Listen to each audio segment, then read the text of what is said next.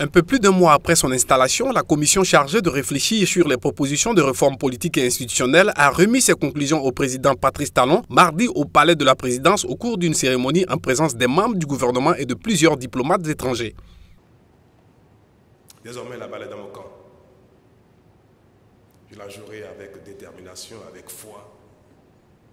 Et avec mes collaborateurs, nous allons nous efforcer assez rapidement d'examiner en détail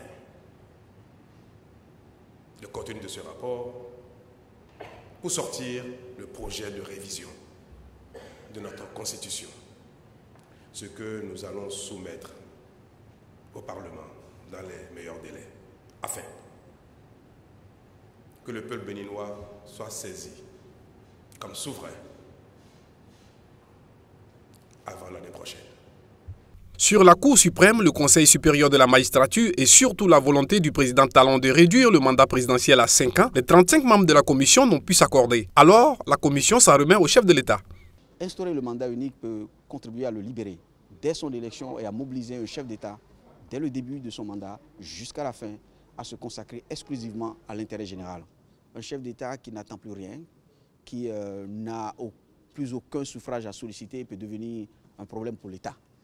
Le rapport remis au président Talon comporte 65 pages contenant d'une part les avis des experts sur les propositions de réforme politique et institutionnelle du chef de l'État et d'autre part les attentes des populations béninoises et des partenaires du pays.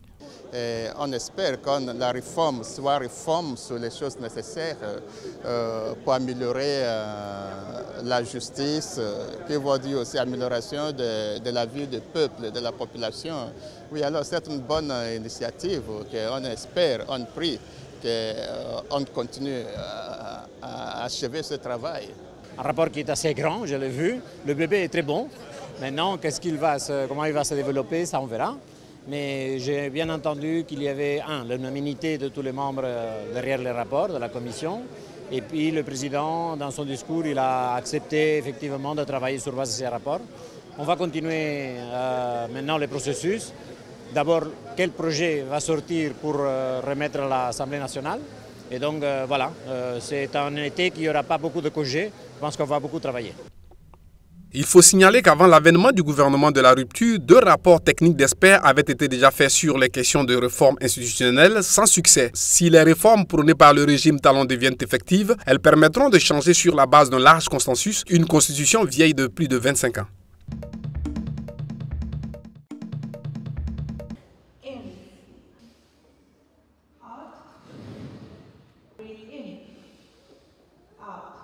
Ces exercices de respiration sont une bouffée d'air pour les enfants des Cape Flats dans les faubourgs de la ville du Cap, en Afrique du Sud. Ces élèves vivent dans un township miné par la violence des gangs et les sessions de méditation les aident à décompresser.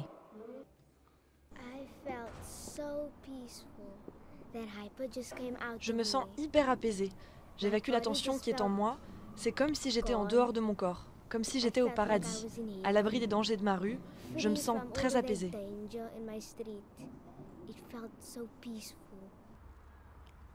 Mais pendant les exercices, une fusillade survient dans une rue voisine. Un garçon de 15 ans est tué. Un rappel odieux qui montre pourquoi la ville du Cap a été classée 20e ville la plus violente au monde.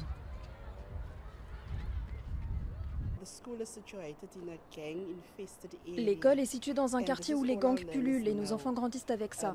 Il n'y a pas de surveillance à la maison, les élèves sont livrés à eux-mêmes. Mais la plupart d'entre eux ne peuvent plus jouer dans la rue à cause des nombreuses fusillades dans le quartier.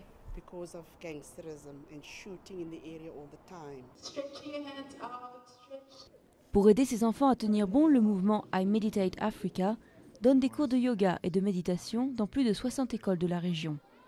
Il sensibilise aussi les jeunes à l'importance d'une alimentation saine et d'un rythme de vie équilibré.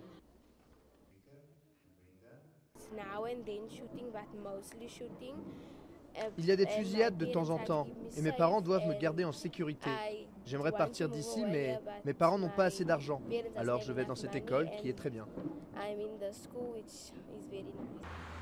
Environ 130 gangs sévissent dans les townships du Cap. Une menace permanente pour les familles qui craignent que leurs enfants ne soient à leur tour enrôlés. Mais de telles initiatives permettent aux jeunes d'espérer échapper au cycle de la violence.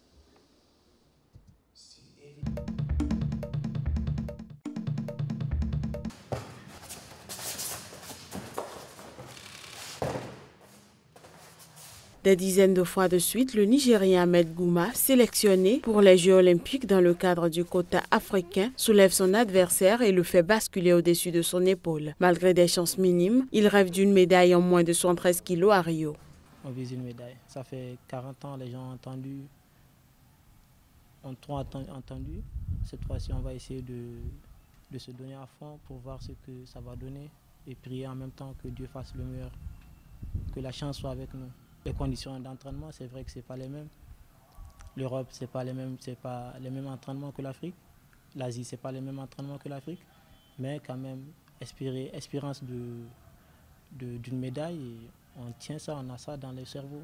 Ahmed était parti s'entraîner à l'étranger pour bénéficier de meilleures conditions. Toutefois, il a préféré revenir au pays après 6 mois passés à Rouen, à l'ouest de la France. Je ne me sentais pas bien en France. Ici, je suis entouré de ma famille. C'est important d'avoir un bon moral, estime-t-il.